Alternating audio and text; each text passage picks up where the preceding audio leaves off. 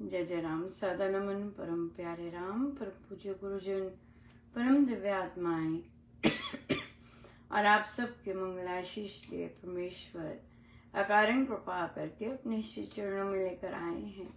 उनका बारंबार धन्यवाद, अनंत बार धन्यवाद, अनंत बार धन्यवाद। गुरुजनों की अकारण कृपा से वे हमें इस समय मन के रूपांतरण में लेकर आ रहे हैं। उनका बहुत बहुत धन्यवाद, अनंत बार धन्यवाद, अनंत बार।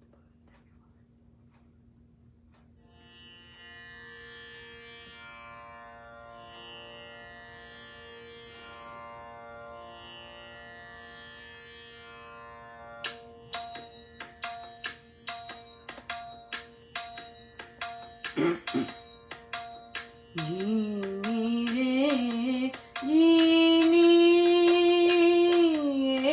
राम नाम रस बीनी चदरिया। जीनी रे जीनी, राम नाम रस बीनी चदरिया। जीनी रे जीनी, राम नाम रस बीनी चदरिया। जीनी रे जीनी, अष्टकमल का चरखा बनाया, पांच तत्व को दीन चदरिया। पांच तत्व की पूनी, 9-10 मास बुनन को लागे। 9-10 मास बुनन को लागे, मूरख मैली कीने चदरिया। जीनी रे जीनी, राम नाम रस बीनी चदरिया। जीनी रे जीनी, चादर ओढ़ शंका मत करियो, 2 दिन तुमको दीनी चदरिया। 2 दिन तुमको दीनी, मूर्ख लोग वेद नहीं जाने। मूर्ख लोग वेद नहीं जाने, दिन दिन मैली कीनी चदरिया। जीनी रे जीनी, राम नाम रस बीनी चदरिया। जीनी रे जीनी, जब मोरी चादर बन घर आई, रंगरेज को दीनी चदरिया। रंगरेज को दीनी, ऐसा रंग रंगा रंग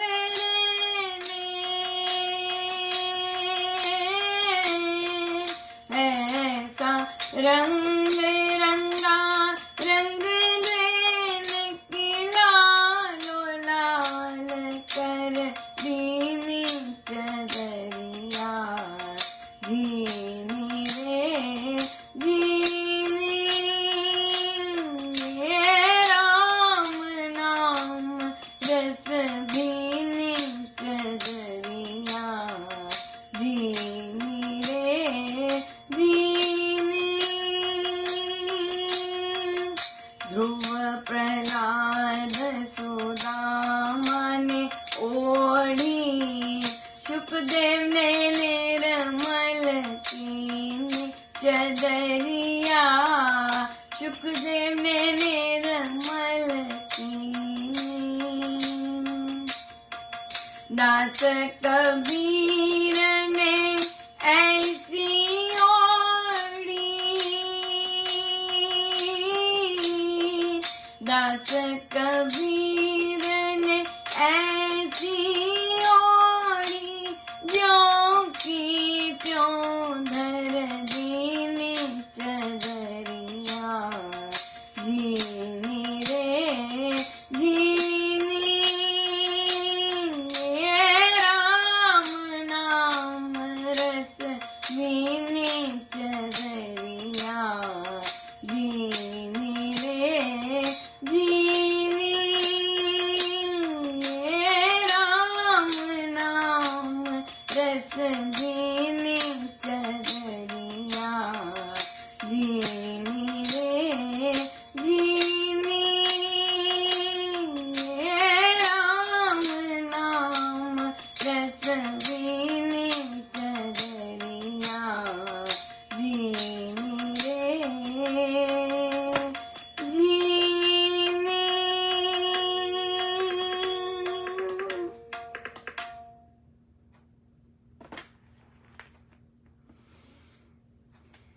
श्री कथा प्रकाश जी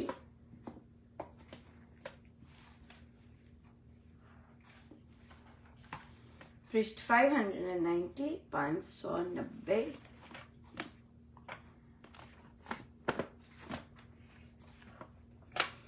तीसरा प्रसंग। कपिलवस्तु नगर के राज घराने में सर्वनाश के दिन आ गए।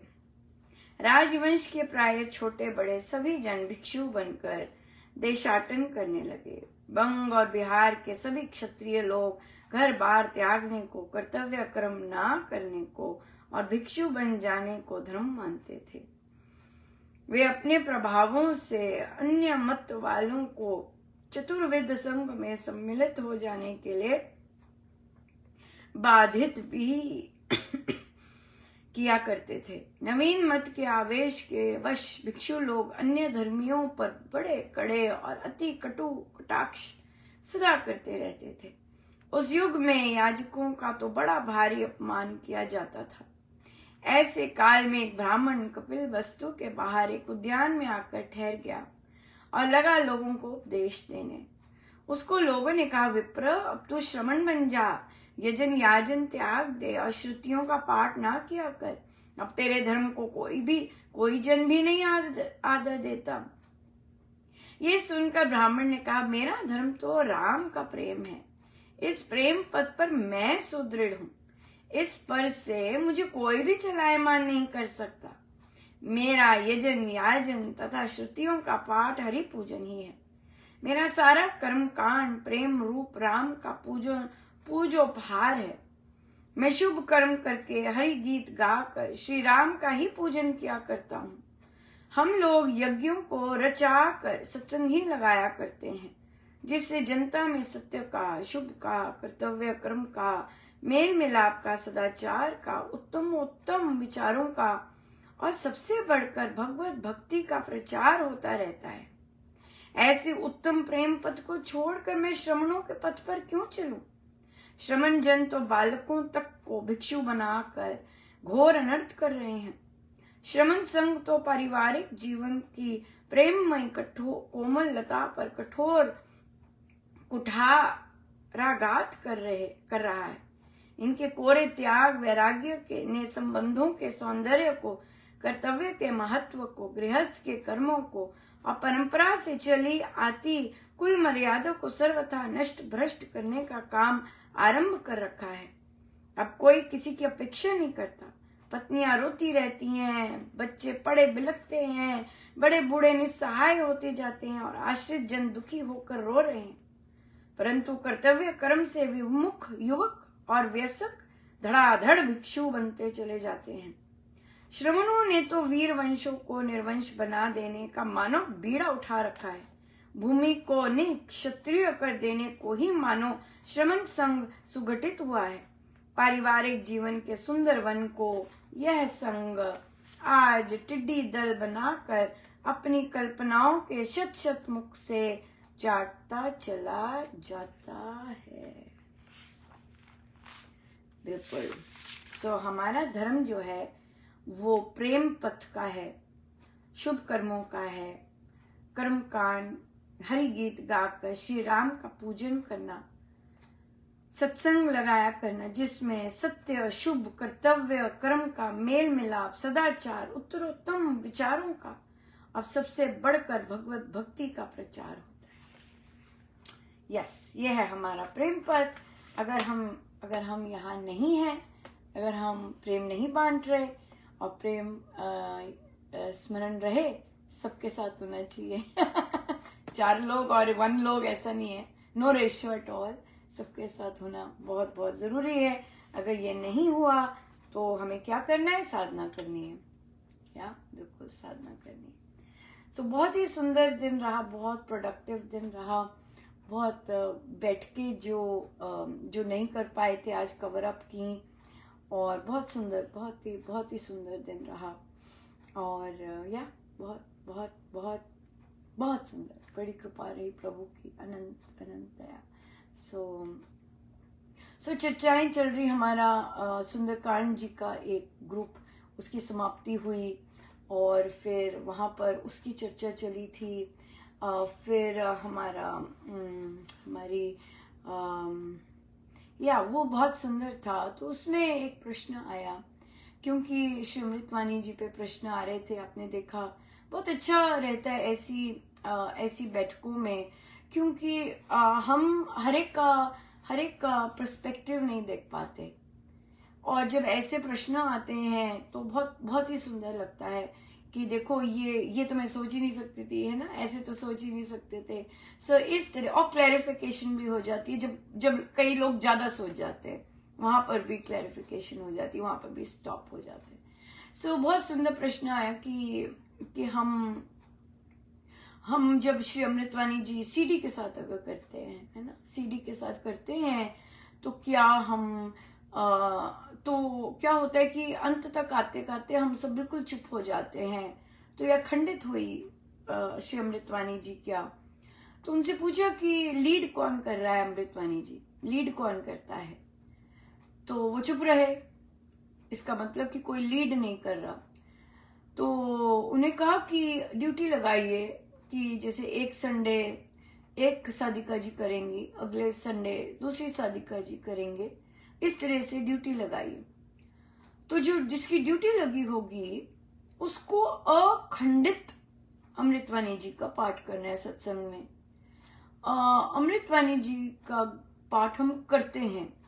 सीडी इसलिए घरों में हम करते हैं ताकि हमें साज मिल सके, ढोलक, और हमारे पास साज हो सके, हारमोनियम हो सके। लेकिन और सुर गाना तो करना तो हमने खुद है, वो तो एक सपोर्ट है, क्योंकि हमें आता नहीं बजाना, हमने सीखा नहीं, दोनों में से कर सकते हैं, क्योंकि सीखने की तो बहुत अपॉर्चुनिटीज हैं, पर हमने कदम नहीं उठाया उस ओर ये सब काम करने का। तो हम सीडी पे, जो कि बिल्कुल बेस है, जो कि महाराज इतना ज्यादा उस पे डिपेंडेंसी पसंद नहीं करते हैं, क्योंकि हमारा हर चीज, स्वामी जी महाराज हर चीज आत्मनिर्भर पर बहुत ज्यादा देते हैं।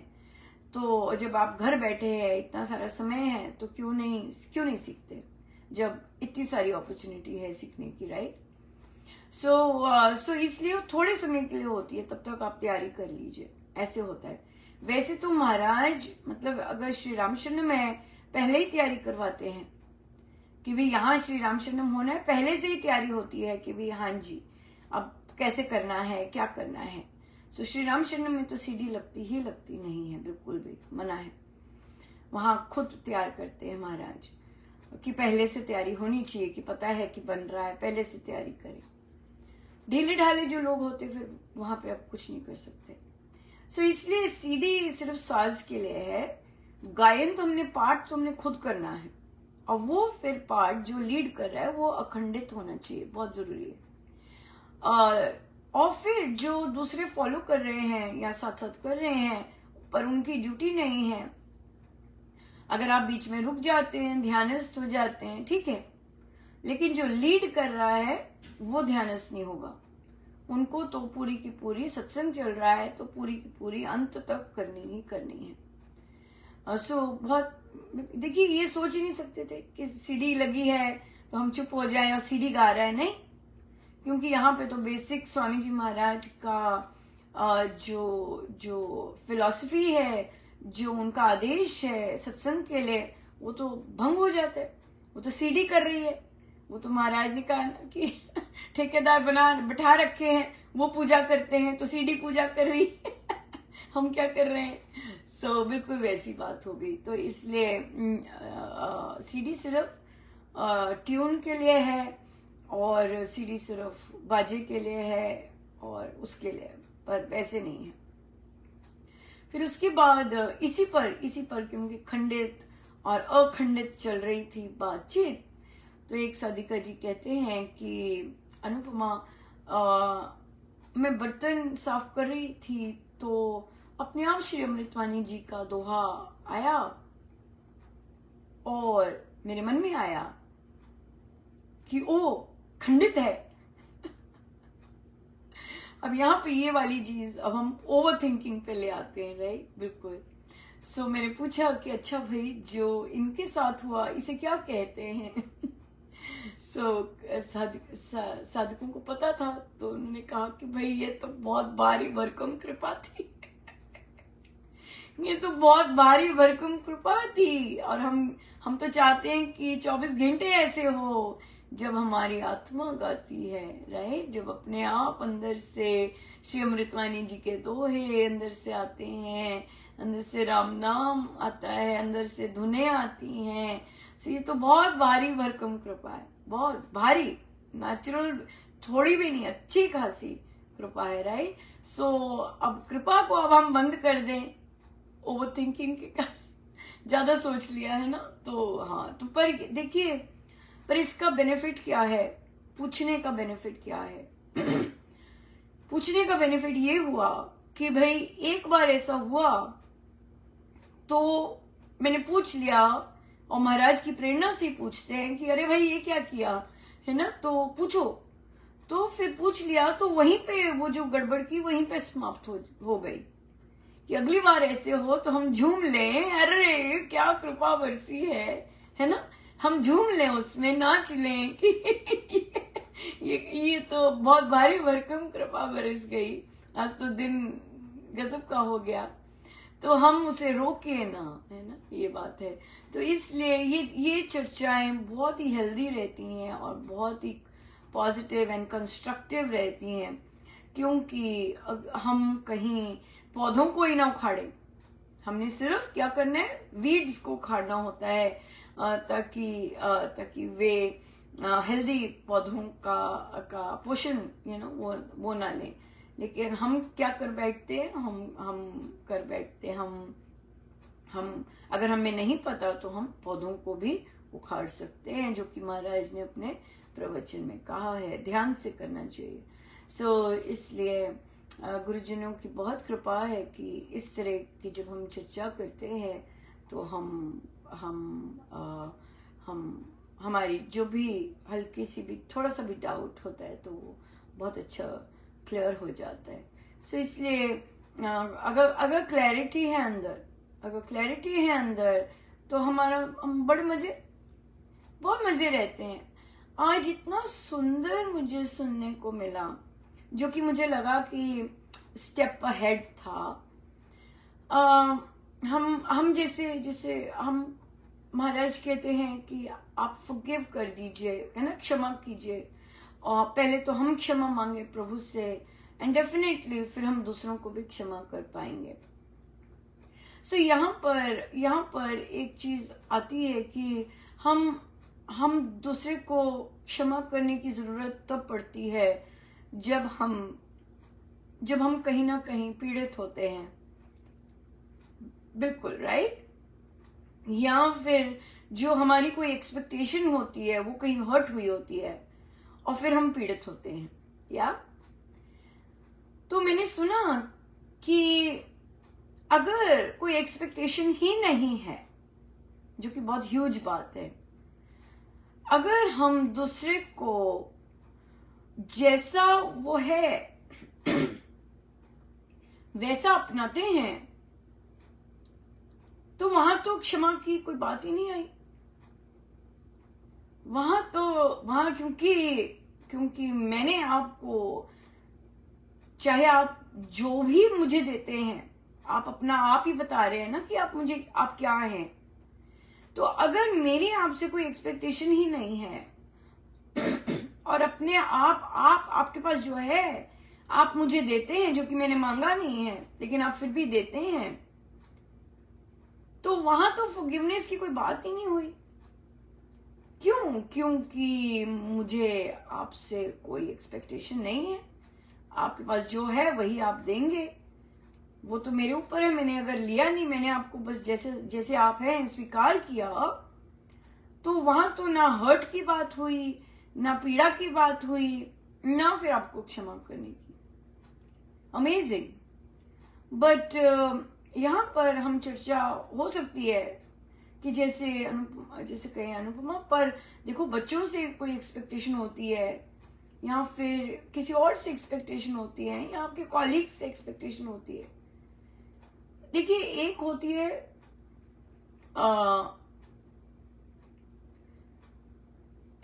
प्रोफेशनल, जो आप काम कर रहे हैं उसकी, जहां पर कुछ लेना या देना नहीं है और आप बेसिक अपना काम कर रहे हैं, और जबरदस्ती कोई बीच में आके आपको कुछ देता है, बिहेवियरल, तो उसमें क्योंकि मुझे आपसे एक्सपेक्टेशन ही नहीं है कुछ, तो और अगर मैं नहीं रखती आपसे कोई एक्सपेक्टेशन, आपने जो देना है, जो करना है, जैसे करना है कीजिए, तो वहां पे फिर मेरा हर्ट वाला जो कॉन्सेप्ट है वो आता नहीं।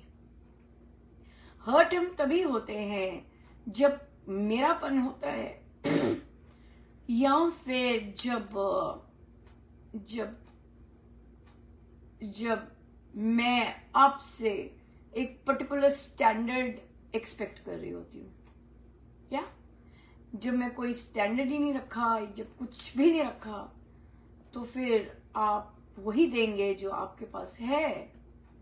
अब ये मेरे पे डिपेंड करता है कि मैं कैसे वो लेती हूँ, है ना। पर अच्छा, मुझे ये आपके साथ ही बैठ के मैं इसको और इलैबोरेट चिंतन कर रही हूँ कि इस लेवल पर कि भाई फॉरगिवनेस का मतलब ही नहीं बनता भाई, मैं तो ऐसी खड़ी हूँ, आपके पास जो है आपने मुझे दिया, दैट्स इट, और वहीं पे खत्म स्टोरी। आपने जो देना है आप दीजिए, आपका है। तो इसमें मेरा हर्ट होना और मेरा पीड़ित होना, मेरापन होगा तभी हर्ट होगा, पीड़ित होगे, राइट। जब वो चीज है ही नहीं, आपके पास जो है आप दीजिए, जो मर्जी, है ना। तो फिर वहां पर इंटरेस्टिंग है, वहां फॉरगिवनेस का कोई मतलब नहीं बनता है, नहीं कुछ कॉन्सेप्ट ही नहीं फिर बनता फॉरगिवनेस का, राइट। फॉरगिवनेस का तभी बनता है जब मैं अपने मन में ये कहती हूँ, ये क्या आप कर रहे हैं, ये आपने क्यों किया, आपको पता नहीं है कि ऐसे करना है आपने, है ना। पर जब मैंने कोई एक्सपेक्टेशन ही नहीं रखी आपसे कि आपने स्टैंडर्ड कैसे रखना है, हाँ मैं जितना मर्जी ऊंचा स्टैंडर्ड अपने लिए रख सकती हूँ, डेफिनेटली, क्योंकि ये तो गुरु महाराज की प्रार्थना है कि अपने आप को ऊंचा बनाइए, अपनी सोच ऊंची कीजिए, है ना, अपना हर चीज ऊंची कीजिए, ऊर्ध्वगामी कीजिए। पर दूसरा तो जो है वही देगा ना। आई थिंक ये अगर हम ट्राई करें, ये बहुत सुंदर चीज है, और दूसरे को जैसे है, मेरे लिए मैंने ये बहुत अपनाया हुआ है, क्योंकि मेरे लिए प्यार का मतलब यही है, प्रेम का मतलब यही है कि जैसे आप हैं, I have accepted you the way you are, right. और अगर बिहेवियर नेगेटिव होता है तो फिर यही है, यहां पर ये लर्निंग है कि आप बेचारों के पास जो है वही आप देंगे ना मुझे। आपके पास कुछ और बेटर होता तो आप बेटर देते, पर आपके पास है ही नहीं तो आप क्या देंगे? कितना क्लियर है मुझे इस समय तो लग रहा है बहुत क्लियर है। सो मुझे पता है कि महाराज अप्लाई करवाएंगे तो देखते हैं, है ना, कैसे कैसे बन पाता है। पर अगर महाराज सिखा रहे हैं और लेके गए हैं तो डेफिनेटली कर पाएंगे, क्योंकि आप 3/4 तो कर चुके हैं। आपने 3/4 अपने आप को वैसे ही रखा है, और मैंने तो सदा ही ऐसे रखा है। तभी कोई जो मर्जी, चाहे कॉलीग्स करते हैं, चाहे जैसे मर्जी इधर उधर के लोग जैसे मर्जी करते हैं, क्योंकि एक्सपेक्टेशन नहीं है दूसरों से। पर प्रॉब्लम आती ही तब है जब एक्सपेक्टेशन आती है, तब प्रॉब्लम आएगी। सो अगर एक्सपेक्टेशन है ही नहीं, 0 एक्सपेक्टेशन है, अमेजिंग, बहुत मजे रहते हैं। अरे अच्छा, आज कैसे कर दिया, अरे फिर ये होता है, अरे वाह ये कैसे हो गया, अरे ये फिर मजे ही मजे बहुत है। क्यों? क्योंकि आपने एक्सपेक्ट ही नहीं किया था कि ये चीज हो जाएगी, और हो जाती है तो हम कहते हैं वाह वाह वाह वाह वाह करते। हमारा तो समय हो गया है, पर गुरुजनों का बहुत बहुत धन्यवाद, अनंत बार धन्यवाद। आइए सीधे होके बैठे।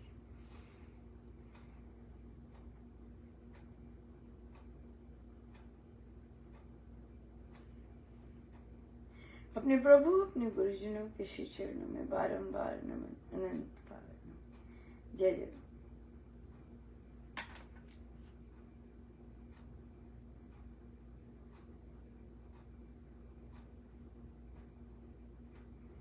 जय जय राम, जय जय।